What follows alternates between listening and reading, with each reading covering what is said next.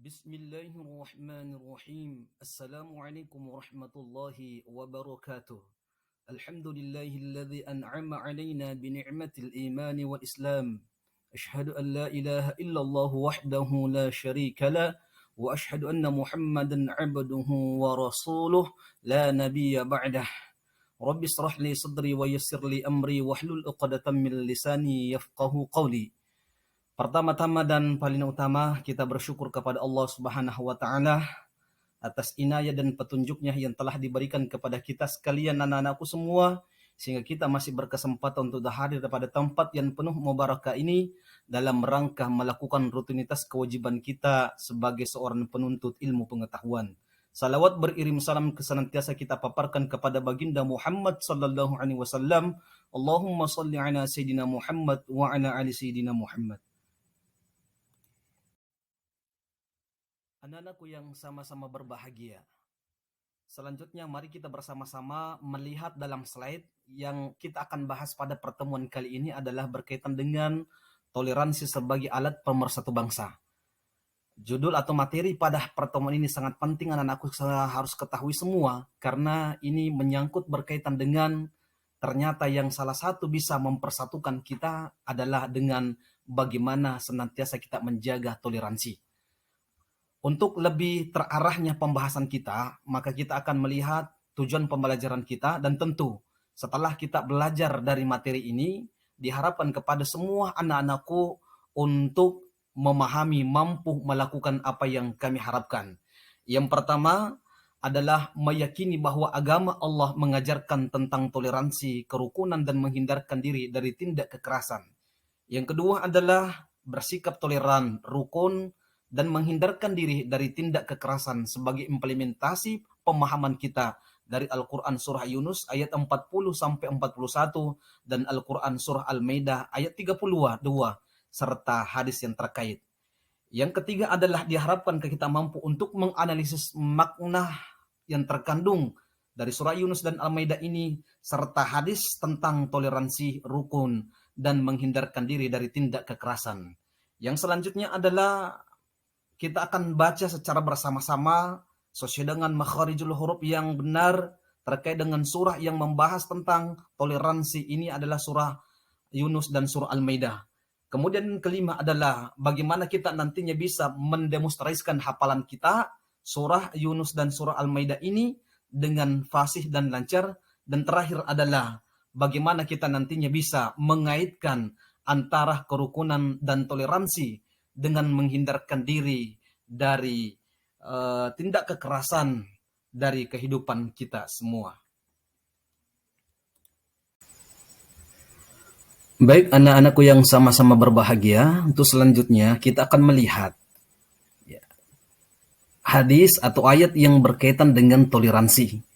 Ayat yang berkaitan dengan toleransi itu sangat jelas terlihat dalam surah Yunus ayat 40-41.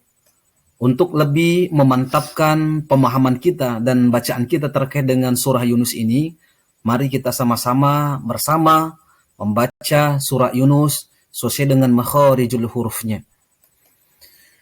A'udzu billahi minasy syaithanir rajim. Bismillahirrahmanirrahim. وَمِنْهُمْ مَنْ يُؤْمِنُ بِهِ وَمِنْهُمْ مَنْ لَا يُؤْمِنُ بِهِ وَرَبُّكَ أَعْلَمُ بِالْمُفْسِدِينَ وَإِنْ كَذَّبُوكَ فَقُلْ لِي عَمَلِي وَلَكُمْ عَمَلُكُمْ أَنْتُمْ بَرِيئُونَ مِمَّا أَعْمَلُ أنتم بريئون مما أعمل وأنا بريء مما تعملون. Oke, baik anak-anakku yang sama-sama berbahagia, untuk pembahasan berikutnya adalah kita akan membahas hukum bacaan tajwid, yaitu Al-Quran Surah Yunus ayat 40-41 berkaitan dengan toleransi. agar kita lebih memahami dan lebih mendalami lagi ayat-ayat Allah Subhanahu wa taala dalam surah Yunus ini.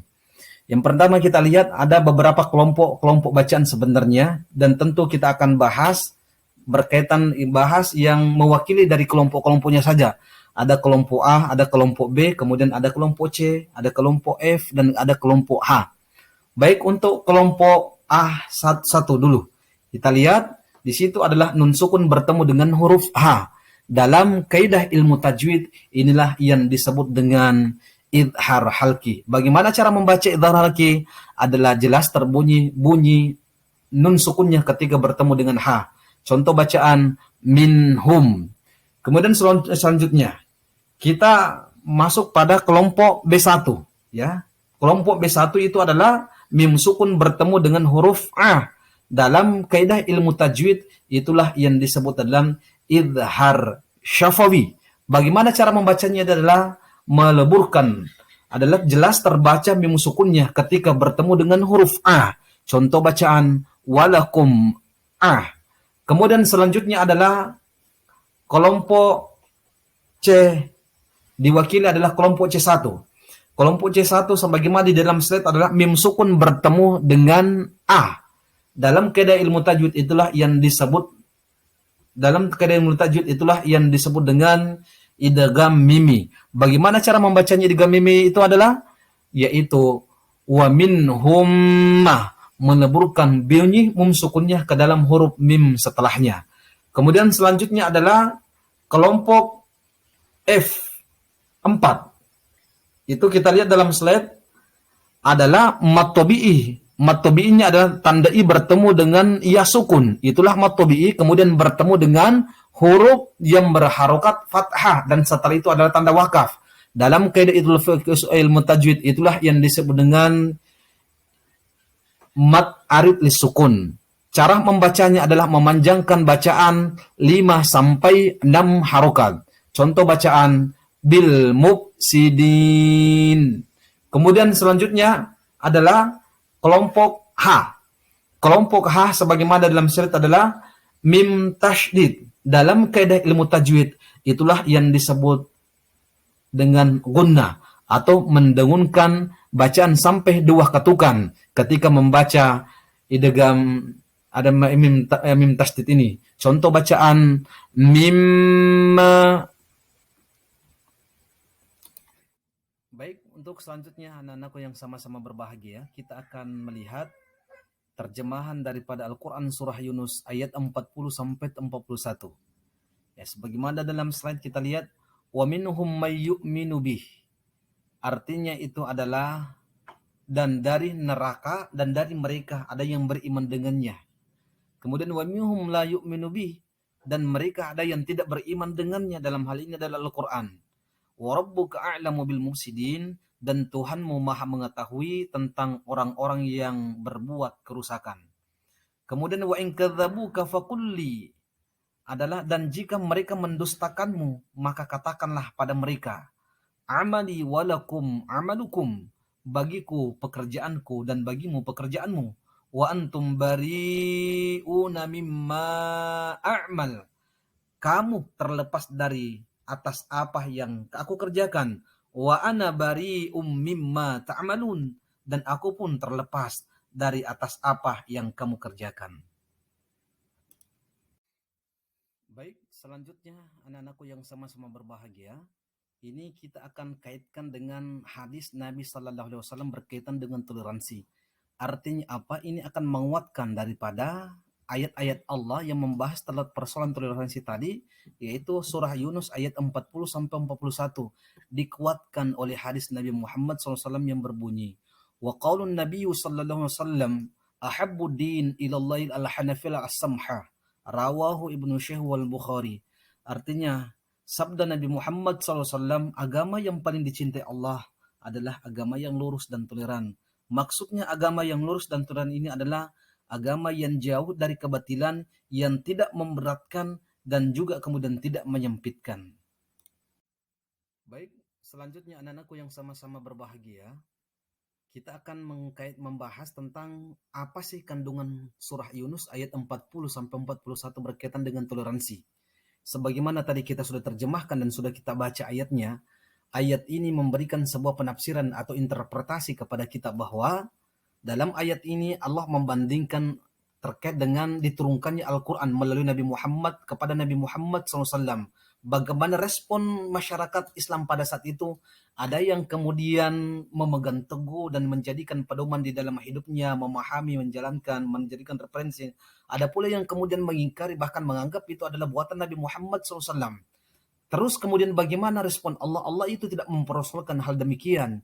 Karena memang itu Allah sudah mentakdirkan untuk selalu berbeda. Pada intinya adalah kita hargai apa yang menjadi keyakinan mereka. Karena bagaimanapun juga mereka tidak akan pernah beribadah sebagaimana yang ibadah yang kita lakukan. Begitupun juga sebaliknya kita tidak pernah beribadah terhadap ibadah yang mereka lakukan. Anak-anakku yang sama-sama berbahagia. Selanjutnya kita akan melihat, dan tentu inilah output daripada kita sudah membahas Al-Quran berkaitan dengan toleransi surah Yunus ayat 40-41, dikuatkan tadi dengan hadis Nabi Muhammad SAW yang berkaitan dengan toleransi. Setelah itu kemudian diharapkan kita bagaimana kita menerapkan perilaku toleran dalam dan menghindarkan diri tindak kekerasan. Yang pertama diharapkan kita untuk menghargai pendapat orang dalam musyawarah, menghormati teman satu kelas yang berbeda agama, hidup rukun di masyarakat meskipun berbeda agama. Yang kedua adalah mengedepankan musyawarah. Yang ketiga diharapkan kepada kita untuk membaca dan menghafalkan surah Yunus ini yang tentu kita pahami dan tentu kita amalkan di dalam kehidupan kita. Selanjutnya anak-anakku yang sama-sama berbahagia, kita akan membahas pembahasan yang kedua adalah menghindarkan diri dari tindak kekerasan. Tadi kita diharapkan untuk menerapkan sifat toleransi dan rukun di dalam kehidupan kita, tentu dikuatkan dengan ayat Allah Subhanahu wa taala berkaitan dengan toleransi dan hadis yang berkaitan dengan itu. Maka sekarang kita akan membahas menghindarkan diri dari tindak kekerasan. Tentu dikuatkan juga dengan dalam surah Al-Maidah ayat 32. Mari kita lihat dalam slide dan kita sama-sama membaca dengan secara tartil dan makharijul hurufnya sehingga kita mendapat petunjuk dari Allah Subhanahu wa taala. أعوذ بالله من الشيطان الرجيم بسم الله الرحمن الرحيم من أجل ذلك كتبنا على بني إسرائيل أنه من قتل نفسا بغير نفس أو فساد في الأرض فكأنما قتل الناس جميعا ومن أحياها فكأنما أحيا الناس جميعا ولقد جاءتهم رسلنا بالبينات ثم إن كثيرا منهم بعد ذلك في الأرض لمسرفون. Baik, anak-anakku yang sama-sama berbahagia, sebagaimana yang pada pembahasan lalu kita mengkaji hukum bacaan surah Yunus ayat 40 sampai 41 pun juga dalam ayat surah Al-Maidah ayat 32 tentang menghindarkan diri dari tindak kekerasan pun juga kita akan bahas tajudnya. Oke, kita lihat dalam slide, kita akan bahas secara sepintas berkaitan dengan kelompok-kelompoknya. Yang pertama adalah kelompok A1 adalah nun sukun bertemu dengan A. Dalam ilmu tajwid itulah yang disebut dengan idhar halki. Cara membacanya man, A. Kemudian yang kedua adalah kelompok B, diwakili adalah kelompok B3, mim sukun bertemu dengan huruf ba. Dalam kaidah ilmu tajwid itulah yang disebut dengan ikhfa syafawi. Bagaimana cara membaca adalah mensamar-samarkan bacaan mim sukun ketika bertemu dengan ba sambil sedikit menahan bacaan sebagaimana kita membaca idgham bigunnah dan izhar seperti itu. Cara membaca minhum ba'dah. Kemudian selanjutnya adalah kelompok D1. Kelompok D1 adalah, kita lihat dalam slide, adalah alif lam bertemu dengan huruf A dalam satu kata. Itulah yang disebut dengan alif lam qamariyah. Cara membaca adalah jelas terbaca lam sukunnya ketika menggunakan huruf A, maka cara membaca fil ardi. Kemudian selanjutnya adalah kelompok F, yang diwakili adalah kelompok F1, yaitu adalah au fasadin. Di situ adalah terdapat mat tabi'i, adalah karena ada fathah bertemu dengan huruf alif dalam satu kata. Itulah yang disebut dengan mat tabi'i, dengan membaca panjang sampai 2 ketukan. Fasad.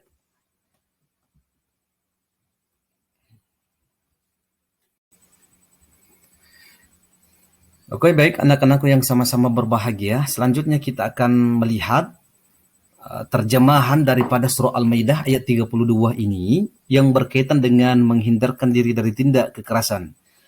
Min ajli dzalika katabna ala bani Israil. Artinya, oleh karena itu kami tetapkan suatu kaum bagi Bani Israel. Annahum man qatala nafsan bighairi nafsin aw fasadin fil ard. Bahwa barang siapa membunuh seorang manusia, bukan karena orang itu membunuh orang lain, atau bukan karena membuat kerusakan di muka bumi ini, faka'annama qatalan nasa jami'a, maka seakan-akan dia telah membunuh manusia semuanya. Wa man ahyaha faka'annama ahyan nasa jami'a, dan barang siapa yang memelihara kehidupan seorang manusia, maka seakan-akan ia telah memelihara kehidupan manusia semuanya. Walaqad ja'atuhum rusuluna bil bayyinat, dan sungguh telah datang kepada mereka rasul-rasul dengan membawa keterangan yang jelas. Thumma inna katsiran minhum ba'da dzalika fil ardi lamusrifun, dan di antara mereka sudah sungguh-sungguh ia membuat kerusakan di muka bumi ini. Baik anak-anakku yang sama-sama berbahagia, untuk pembahasan selanjutnya itu adalah kita akan melihat apa sih kandungan surah Al-Maidah ayat 32 yang berkaitan dengan menghindarkan diri dari tindak kekerasan.